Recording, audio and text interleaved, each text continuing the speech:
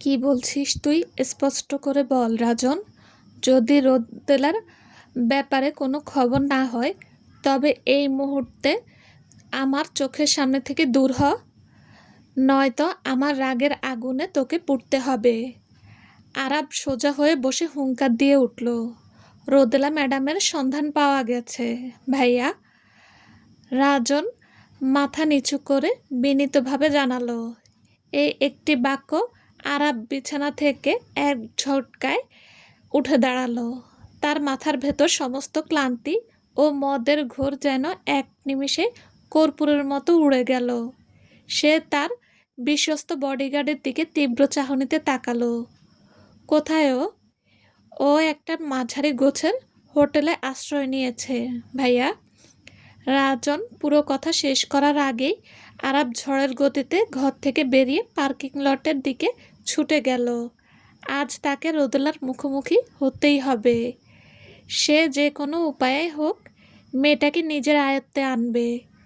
রোদেলা তার হাত থেকে পালিয়ে যাবে এমনটা আরাব বেঁচে থাকতে অসম্ভব। গাড়িতে উঠে সে রাজনের পাঠানো লোকেশনটা ফোনের স্ক্রিনে দেখল। হোটেলটা রোদেলার আগের ফ্ল্যাট থেকে খুব একটা দূরে নয়। আরাব তীব্র গতিতে গাড়ি চালিয়ে মাত্র আধ ঘন্টার মধ্যে সেই হোটেলের সামনে গিয়ে পৌঁছালো।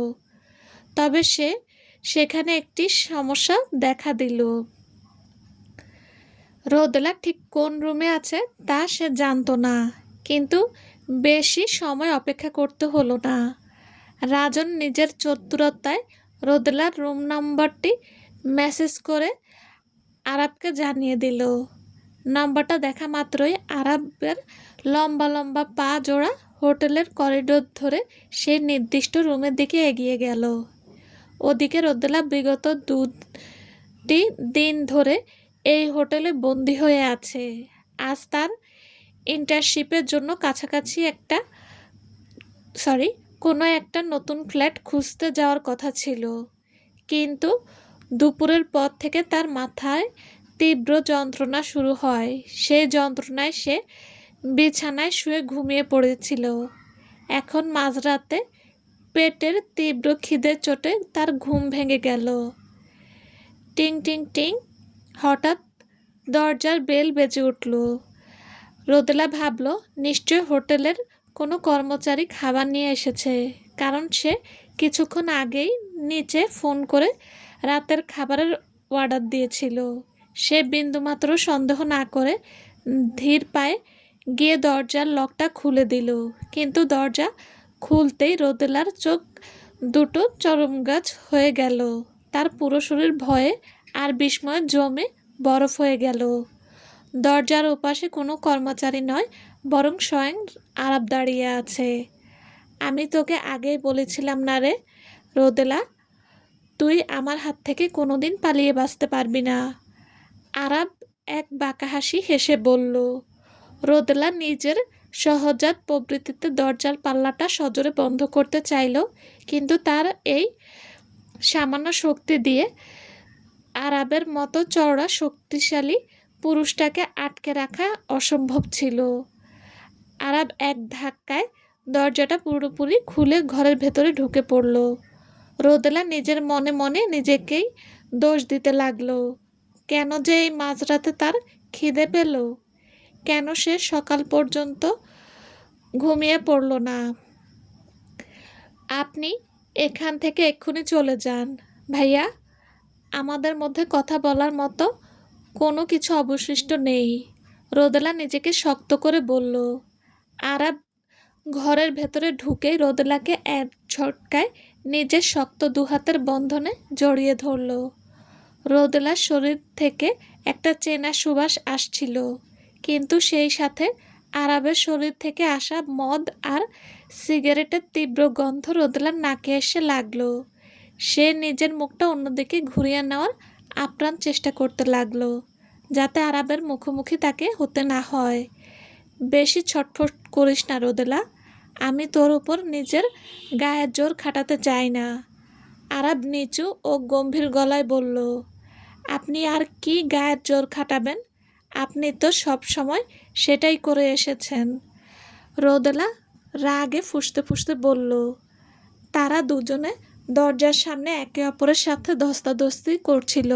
ঠিক তখনই আরাব নিজের এক পা দিয়ে পেছনের দরজাটা সশব্দে আটকে দিল এবং রোদেলাকে এক ঝটকায় কোলে তুলে নিয়ে সোজা বিছানার দিকে এগিয়ে গেল।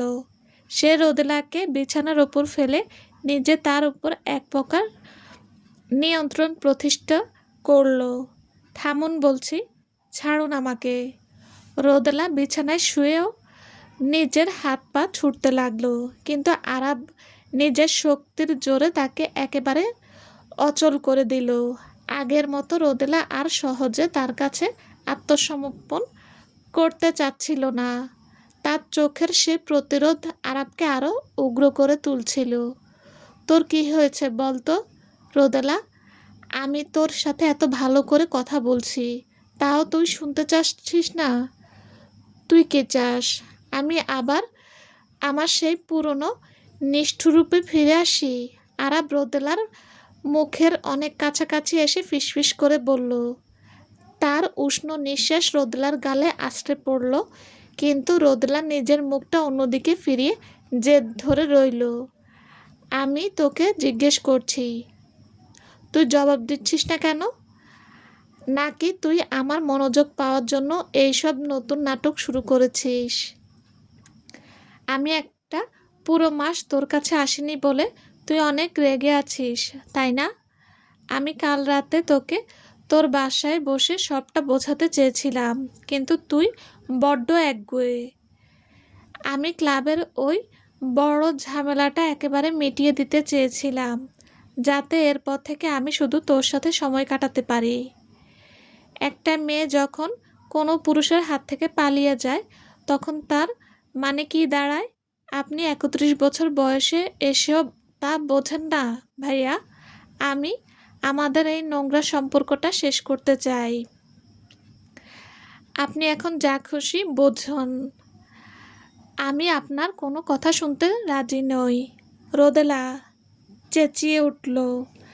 রোদেলার মুখে এমন চড়া কথা শুনে আরাবের ঠোঁটের কোণে এক অহংকারী হাসি ফুটে উঠল। রোদেলা যে দিন দিন এতটা মুখরা হয়ে উঠছে, তা আরাবকে রাগানোর বদলে এক অদ্ভুত আনন্দ দিচ্ছিল। মেয়েটার এ অবাধ্যতা যেন আরাবের ভেতরের জেদকে আরও উস্কে দিচ্ছিল। তোর কি মনে নেই রোদেলা, এই মানুষের বুকেই তুই একদিন শান্তি খুঁজে পেতিস?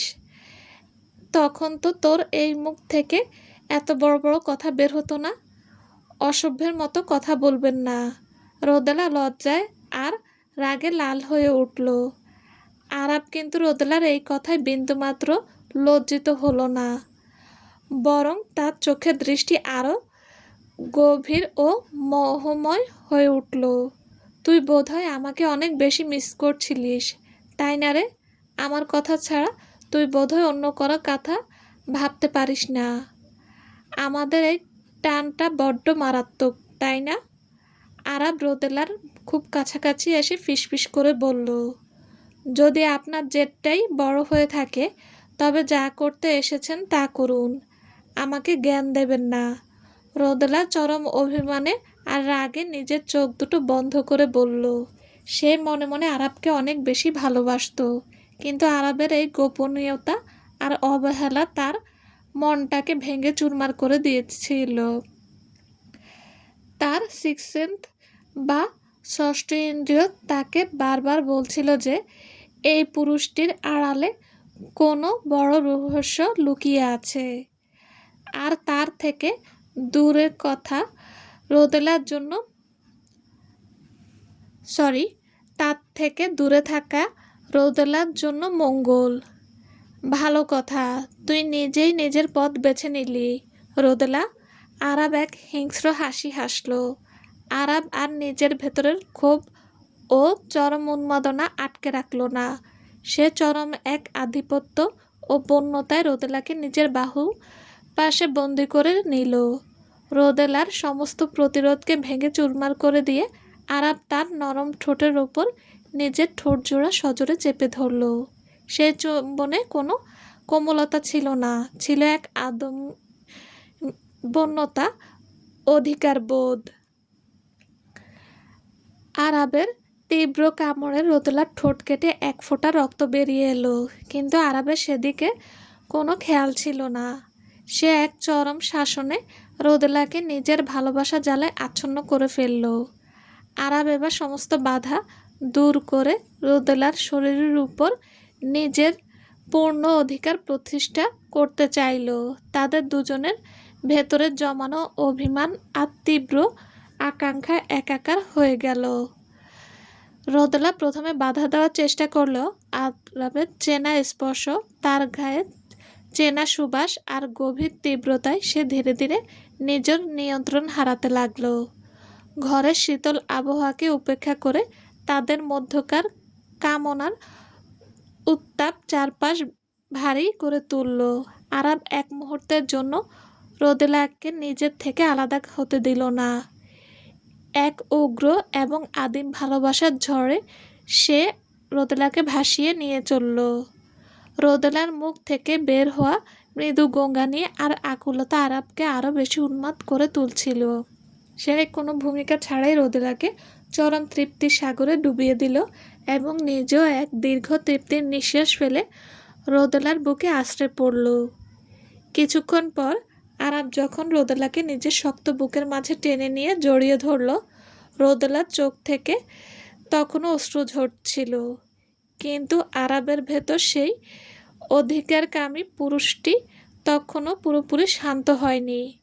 রোদেলার স্পর্শ তাকে আবারও নতুন উত্তেজনায় তাতিয়ে তুলল।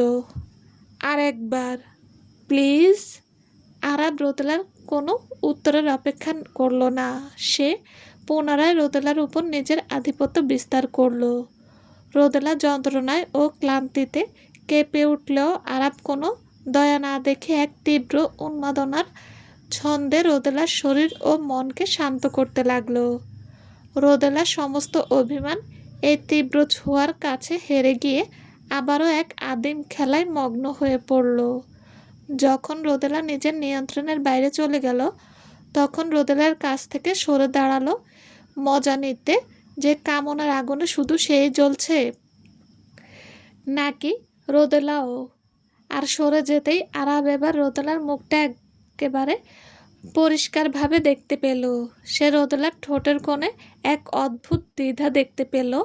রোদেলা সোজা আরাবের চোখের দিকে তাকালো এবং নিজের মনের সমস্ত ক্ষোভ ও অভিমান থেকে এক চরম অবদ্ধতা প্রকাশ করল। যা করার তাড়াতাড়ি করুন, এভাবে আমাকে কষ্ট দেবেন না। রোদেলা আর সহ্য করতে না পেরে আরাবের উপর চিৎকার করে উঠল। আরাব রোদেলার এই অবাধ্যতায় এক বাঁকা ও উপহাসের হাসি হাসল। সে রোদেলার এই অসহায় রূপটা অনেক উপভোগ করছিল। আরাব তখন বলল, এখন যদি আমি তোকে তৃপ্ত না করি, তাহলে যদি কোনো দিন আমি আপনার এই অধিকার থেকে মুক্ত হয়ে যাই ভাইয়া, তবে আমি নিজের জন্য নতুন কোনো আশ্রয় খুঁজে নেব। রোদেলার রাগের মাথায় বলা একটি বাক্য শোনার সাথে সাথে আরাবের চোখের মণি দুটো রাগে ও হিংসায় লাল হয়ে উঠল। আরাব এতক্ষণ রোদেলাকে জ্বালাতনে থাকলেও তার মনে এক অদ্ভুত তৃপ্তি, ভালো লাগা ছিল, কিন্তু এখন তার মনের সমস্ত ভালো লাগা এক নিমেষেই চরম ক্রোধে রূপান্তরিত হলো। সে নিজের ওপর থেকে সমস্ত নিয়ন্ত্রণ হারিয়ে ফেলল। রোদেলার মুখে অন্য কারো ইঙ্গিত, তার রসিকতা হলেও আরাবের মতো একজন আধিপত্যকামী পুরুষের পক্ষে সহ্য করা অসম্ভব ছিল। তোর এত বড় সাহস রোদেলা, তুই অন্য কারো কথা ভাবিস? আরাব রাগে বাঘের মতো গর্জে উঠল। তার এই ভয়ঙ্কর রূপ দেখে রোদেলার ভেতরের সমস্ত সাহস এক নিমিষে হারিয়ে গেল। সে ভয়ে কাঁপতে লাগল। সে বুঝতে পারল যে আরাবের মতো পুরুষের সাথে এই ধরনের কথা বলা তার অনেক বড় ভুল হয়েছে।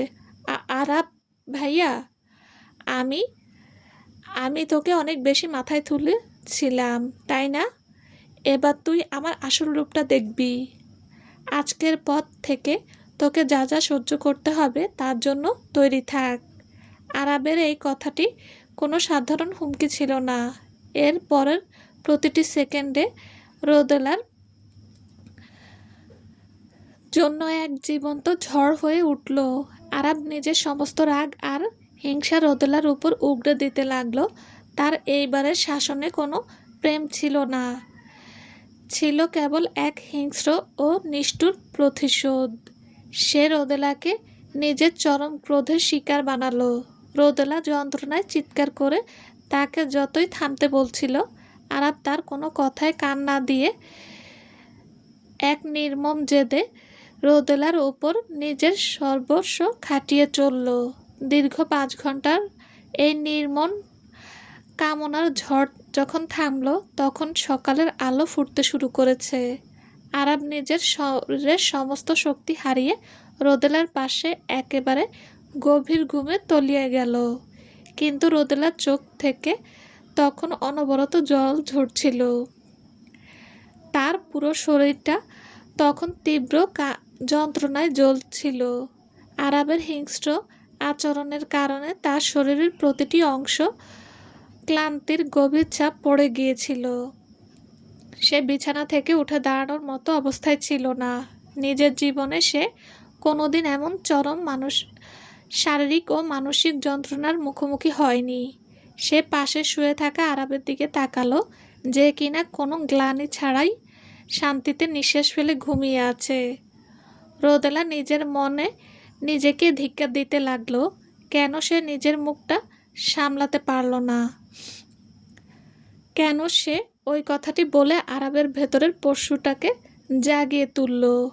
তার এই এক মুহূর্তের অসতর্কতা তাকে এই চরম শাস্তির মুখে ঠেলে দিল। তার মনের ভেতরে পুরনো ক্ষতগুলো শুকানোর আগেই আরাব আজ তার শরীরে ও মনে এক নতুন গভীর ক্ষত তৈরি করে দিল। সে বুঝতে পারছিল যে আরাব তাকে এত সহজে নিজের জীবন থেকে মুক্তি দেবে না। সে মাঝে মাঝে ভাবত আরাব হয়তো তাকে মনে মনে ভালোবাসে বলেই তাকে ছাড়তে চায় না।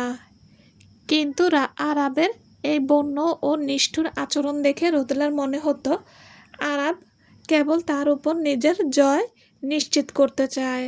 আরাবের মতো পুরুষ কোনোদিন কারো কাছে হার মানতে শেখেনি।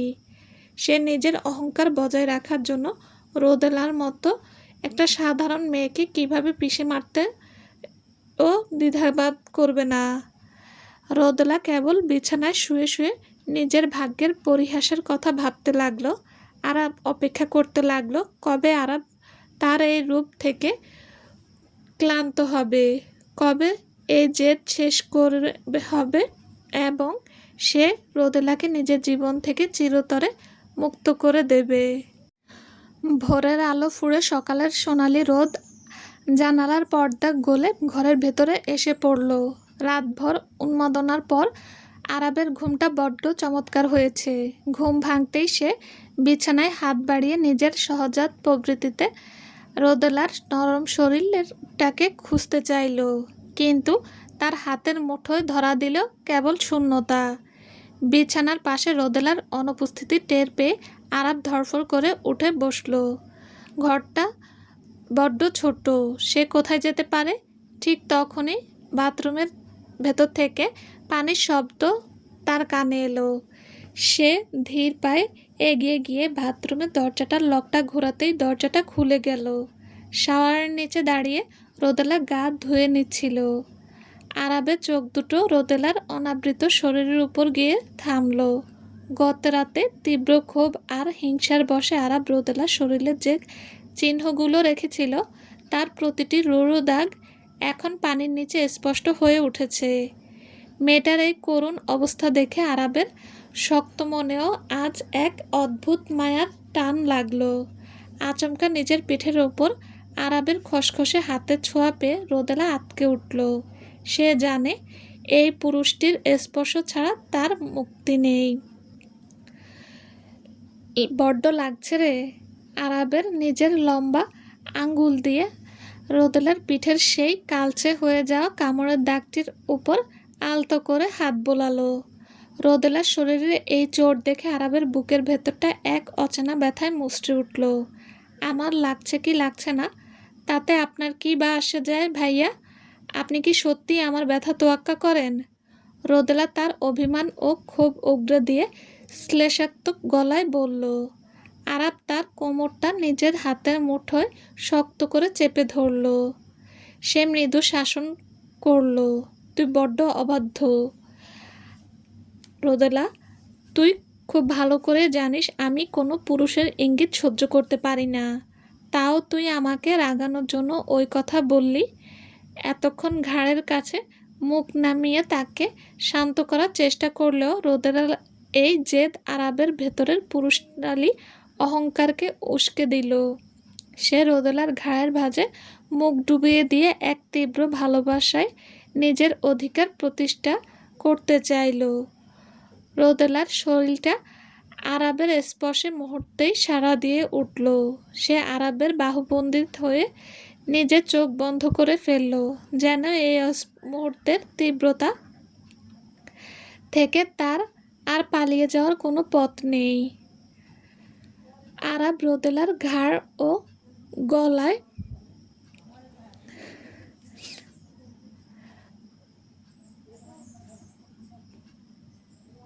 ভাঁজে মুখ ডুবিয়ে তার চামড়া চাটতে লাগলো, আর তার অন্য হাতটি রোদেলার বুকের উপর চলে গেল। রোদেলা নিজের অজান্তেই আরাবের কাঁধে নখ গেঁথে দিল। আরাব তাকে নিজের শরীরের সাথে এমনভাবে লেপ্টে নিল যে রোদেলার অস্তিত্ব আর আরাবের শরীরের মাঝে কোনো দূরত্ব রইল না। বাথরুমের দেওয়ালের সাথে পানির শব্দের পাশাপাশি তাদের দুজনের ভারী নিঃশ্বাসের শব্দ প্রতিধ্বনিত হতে লাগলো। আরাব রোদেলার শরীরের ভাষা বুঝতে পেরে তাকে নিজের দিকে ঘুরিয়ে নিল। সে যখন পরম তৃপ্তিতে রোদেলার শরীরে নিজের অধিকারের ছাপ রাখতে লাগলো, তখন রোদেলা নিজের সবটুকু জেদ বিসর্জন দিয়ে এই পুরুষটির তীব্র কামনায় নিজেকে সমর্পণ করল। তাদের এই মিলন যেমন ছিল বন্য ও হিংস্র, তেমনই ছিল একে অপরের প্রতি এক গভীর অধিকারবোধের প্রকাশ। শারীরিক মিলন শেষে হতেই রোদেলার সেই গম্ভীর রূপটা আবার ফিরে এলো। সে ক্লান্ত গলায় অভিযোগ করল, আমার পুরো শরীরটা ব্যথায় জ্বলছে ভাইয়া। আরাব এক টুকরো চুমু খেলো তার গালে। তার গলার স্বরে এক অদ্ভুত কোমলতা, যা আরাবের মতো কঠিন পুরুষকে রোদেলার সামনে নত করে দেয়। রোদেলা যখন আরাবের সেই অবুঝ শিশুর মতো মুখ গোমরা করে অভিমান দেখল, তখন তার মনের সমস্ত রাগ যেন বাষ্প হয়ে উড়ে গেল। সে নিজের গালিগালাজ করার ইচ্ছাটা মনের ভেতর চেপে রেখে আলতো করে আরাবের চুলে হাত বুলিয়ে দিল। আরাব পরব যত্নে তাকে স্নান করিয়ে দিতে লাগলো, যেন সে পৃথিবীর সবচেয়ে মূল্যবান কিছু আগলে রেখেছে। তাদের এই মুহূর্তগুলো যেন সাক্ষী হয়েছিল এক অদ্ভুত সম্পর্কের। সেখানে ঘৃণা আর ভালোবাসা এক অদৃশ্য সুতোয় বাঁধা। টানা 2 সপ্তাহ কেটে গেল। রোদেলার কে এই হোটেলের 4 দেওয়ালের মাঝে বন্দি থাকতে হয়েছে। একটা দিনের জন্য সে বাইরে বের হতে পারেনি। আরাব যখন রাতের বেলা তার ক্লাবের কাজ বাইরে যায় আরাব যখন রাতের বেলা তার ক্লাবের কাজে বাইরে যেত, তখন রোদেলার ওপর নজর রাখার জন্য দরজার বাইরে নিজের বডিগার্ডদের দাঁড় করিয়ে রেখে যেত। আরাব তার সাথে এমন আচরণ করছিল যেন সে কোনো দাগি আসামি। আরাবের এই অতিরিক্ত শাসন রোদেলার মনের ভেতর ক্ষোভকে আরও বাড়িয়ে দিচ্ছিল। তার এই বন্দি জীবন থেকে পালিয়ে এমন এক অচেনা জায়গায় চলে যেতে ইচ্ছে করছিল, যেখানে আরাব কোনো দিনও তার সন্ধান পাবে না। কিন্তু বাস্তবতার কঠিন মাটিতে দাঁড়িয়ে রোদেলা খুব ভালো করে জানত, আরাবের মতো একজন শক্তিশালী ও চতুর পুরুষের হাত থেকে পালিয়ে যাওয়া এক প্রকার অসম্ভব। সে কোনোভাবেই বুঝতে পারছিল না যে কোন উপায় অবলম্বন করলে সে এই নরক থেকে চিরতরে মুক্তি পাবে। এমনকি তার নিজের ফোনটাও তার কাছে থাকতো না। আরাব যতক্ষণ রুমে থাকতো, কেবল ততক্ষণই রোদেলা ফোন ছুঁতে পারত। আর আরাব যখন কাজের উদ্দেশ্যে বাইরে যেত তখন সে রোদেলার ফোনটা নিজের সাথে নিয়ে যেত। সে সত্যি রোদেলাকে একটা অদৃশ্য কারাগারে বন্দি করে রেখেছিল। রাজন ভাইয়া, আপনি আরাব ভাইয়ার সাথে কত বছর ধরে কাজ করছেন? রোদেলা ড্রয়িং রুমের সোফায় বসে থাকা রাজনের দিকে তাকিয়ে আলতো গলায় জিজ্ঞেস করলো। রাজন একজন পুরুষ হওয়া সত্ত্বেও রোদেলা তাকে বিন্দুমাত্র ভয় পেত না, কারণ সে বিগত দিনগুলোতে লক্ষ্য করেছে যে রাজন বড্ড ভদ্র। সে রোদেলার থেকে সবসময় একটা নির্দিষ্ট দূরত্ব বজায় রাখত এবং কখনো অপ্রয়োজনীয়ভাবে তার সামনে আসতো না। জি ম্যাডাম, দীর্ঘ সময় ধরে আমি ভাইয়ার সাথে আছি। রাজন মাথা নিচু করে বিনীতভাবে উত্তর দিল। ভাইয়ার কি আগে কোনো প্রেমিকা ছিল? প্রশ্নটা করার পর রোদেলার নিজের মনে হলো এটা বোকামি হয়ে গেল। আরাবের মতো একজন নিষ্ঠুর ও হৃদয়হীন পুরুষ, যার বুকে হয়তো কোনো মন নেই, সে আবার কাউকে ভালোবাসতে পারে নাকি? কিন্তু রুমে একা একা বোর হচ্ছিল বলে সে কথাটা জিজ্ঞেস করলো। তার মনে জানার কোনো তীব্র আগ্রহ ছিল না। না ম্যাডাম, এমনটা কখনো দেখিনি। ভাইয়া যখন পড়াশোনা করতেন তখনকার কথা আমি জানি না, তবে আমি ওনার সাথে কাজ শুরু করার পর থেকে আজ পর্যন্ত ওনাকে আপনার মতো অন্য কোনো মেয়ের পেছনে এভাবে পাগল হতে দেখিনি। উনি কাউকে এত গুরুত্ব দেন না। রোদেলার ঠোঁটে কোণে এক বিষাক্ত ও তাচ্ছিল্য হাসি ফুটে উঠল। তাকে এভাবে একটা ঘরে বন্দি করে রেখে রাত দিন শুধু নিজের শারীরিক ক্ষুধা মেটানোর মাধ্যম বানানো, একে রাজন পেছনে পাগল হওয়া বলছে? এই ভেবে রোদেলার মনে বিন্দুমাত্র আনন্দ হলো না। উল্টো তার মাথার ভেতর সবসময় মাইশা নামের সেই মেয়েটার কথা ঘুরপাক খেত। যদিও আরাব রোদেলার সামনে কখনো কোনো মেয়ের ফোন ধরেনি বা কারোর সাথে লুকিয়ে কথা বলেনি, কিন্তু কে জানে বাইরে গিয়ে হয়তো সে ওই মেয়েটার সাথে নিজের সময় কাটায়। তাহলে ওই মাইশা নামের মেয়েটিকে? রাজন ভাইয়া, ওনার সাথে ভাইয়ার কি সম্পর্ক? রোদেলার মুখে মাইশার নাম শোনা মাত্র রাজনের মুখের অবয়ব এক নিমেষেই বদলে গেল। সে ইতস্তত করতে লাগলো। রাজনের এই নীরবতা দেখে রোদেলার সন্দেহ আরও ঘনীভূত হলো। সে নিশ্চিত যে হয়ে গেল যে আরাব আর ওই মাইশার মাঝে নিশ্চয়ই কোনো বড় রহস্য লুকিয়ে আছে, তার জানা নেই। কি হলো রাজন ভাইয়া, চুপ করে আছেন কেন? ম্যাডাম, আপনি এই বিষয়ে সরাসরি ভাইয়েরকে জিজ্ঞেস করলে ভালো হয়। স্যারের ব্যক্তিগত জীবন নিয়ে কথা বলা আমার পক্ষে সম্ভব নয়। রাজন হাত জোড় করে বলল। রাজনের এই এড়িয়ে যাওয়ার উত্তরটাই রোদেলার জন্য এক মস্ত বড় জবাব হয়ে দাঁড়ালো। সে এক বুক কষ্ট চেপে ধীর পায়ে হেঁটে ব্যালকনিতে গিয়ে দাঁড়ালো। বাইরের ঠান্ডা বাতাস যেন তার মনের ভেতরের সমস্ত দুঃখ ধুয়ে মুছে নিয়ে যাচ্ছিল। আরাব তাকে এভাবে দিনের পর দিন মানসিক ও শারীরিকভাবে নির্যাতন করছে, তাকে বন্দি করে রেখেছে, প্রতিদিন তার উপর নিজের পাশবিক ইচ্ছা চাপিয়ে দিচ্ছে। তাও কেন যে রোদেলার এই অবুঝ মনটা আরাবকে ঘৃণা করতে পারছে না? কেন সে নিজের ভেতর থেকে আরাবের প্রতি ভালোবাসা একেবারে উপড়ে ফেলতে পারছে না, তা সে নিজেও জানে না। চলবে। আসসালামু আলাইকুম। গল্পটা কেমন লেগেছে প্লিজ আপনারা জানাবেন। আপনাদের একটা লাইক কমেন্টে আমি অনেক উৎসাহ পাই। গল্পটা শেয়ারও করে দেবেন। আর হ্যাঁ, আমার চ্যানেলটা একটু সাবস্ক্রাইব করে দেবেন প্লিজ। আল্লাহ হাফেজ।